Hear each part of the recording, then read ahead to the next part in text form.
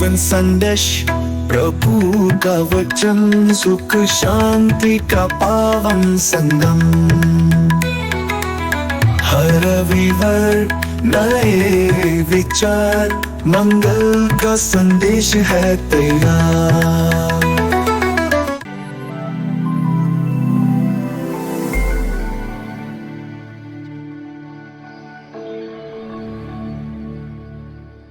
ख्रिस्त में मेरे प्यारे भाई और बहनों, आज बस का 22वां इतवार है।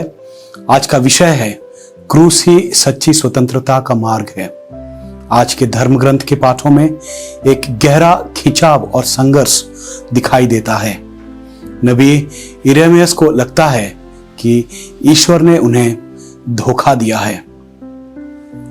जब ईसा मसीह अपने दुखों और कष्टों के बारे में बात करते हैं तो पेतरुस उन्हें रोकने और डांटने की कोशिश करते हैं, और संत पौलुस हमसे अपने शरीरों को जीवित बलिदान के रूप में अर्पित करने का आह्वान करते हैं। ये पाठ हमें एक कठिन सत्य सिखाते हैं। क्रूस को अपनाए बिना पुनरुत्थान की महिमा नहीं मिल सकती। दुनिया कहती है कि दुख से बचो और आराम चुनो, लेकिन मसीह कहते हैं कि जीवन बचाने का तरीका उसे खो देना है। क्रूस ईश्वर की योजना से भटकाव नहीं, बल्कि सच्ची स्वतंत्रता का मार्ग है। नबी यिर्मयाह कहते हैं, हे प्रभु, तूने मुझे बहकाया और मैं भाग गया। नबी को लगता है कि उसके साथ धोखा हुआ है।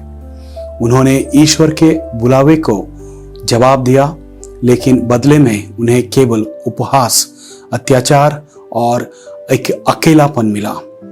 वे ठान लेते हैं कि अब वे ईश्वर के वचन का प्रचार नहीं करेंगे, लेकिन फिर स्वीकार करते हैं, मेरे हृदय में मानो आग जल रही है।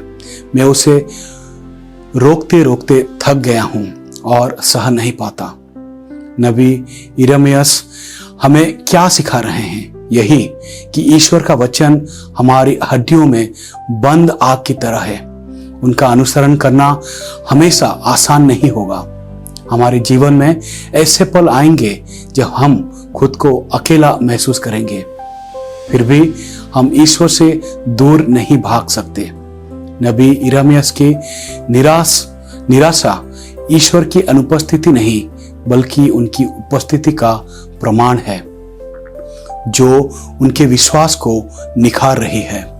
सच्चा शिष्यत्व निरंतर बने रहने की मांग करता है, भले ही ईश्वर की योजना हमारी समझ से परे हो।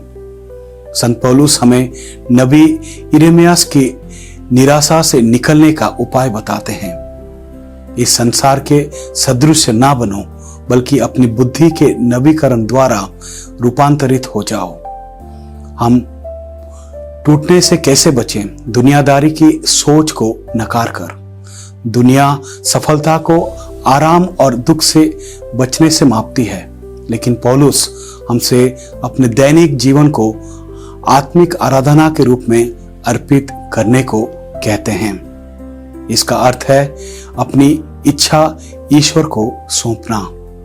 जब मसीह में हमारी बुद्धि का नवीनीकरण होता है तो हम क्रूस को सजा नहीं, बल्कि प्रेम का कार्य मानते हैं। हम अपना जीवन मजबूरी में नहीं, बल्कि आनंद से अर्पित करते हैं।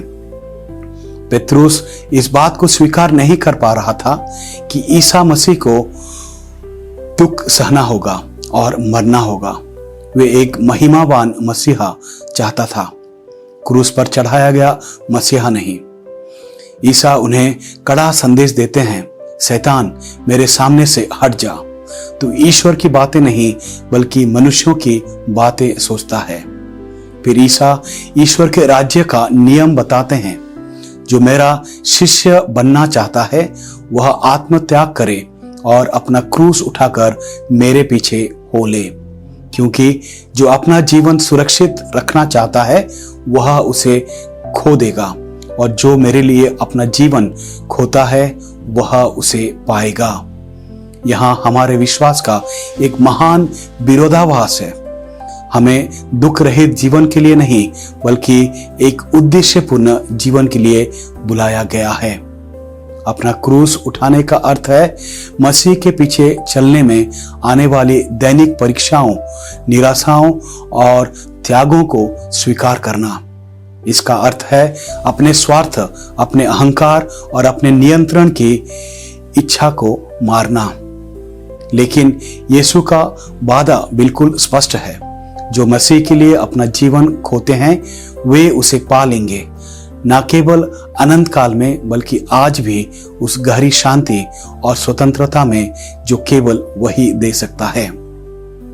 आज ईश्वर का वचन हमें चुनौती देता है, क्या हम नबी यिर्मयाह की तरह संघर्ष कर रहे हैं? क्या हम क्रूस से भाग रहे हैं या हम खुद को परिवर्तन कर अपने जीवन का बलिदान दे रहे हैं? क्रूस की ओर देखिए, यह हार जैसा दिखता है लेकिन यह सबसे बड़ी जीत है। यह नुकसान जैसा दिखता है लेकिन यह सबसे बड़ा लाभ है। आइए आज हम अपने क्रूसों को शिकायत के साथ नहीं बल्कि विश्वास के साथ उठाएं। आइए अपनी आंखें ईसा पर टिकाएं, जिन्होंने उस आनंद के लिए क्रूस के दुख को सहा जो उनके सामने रखा गया था।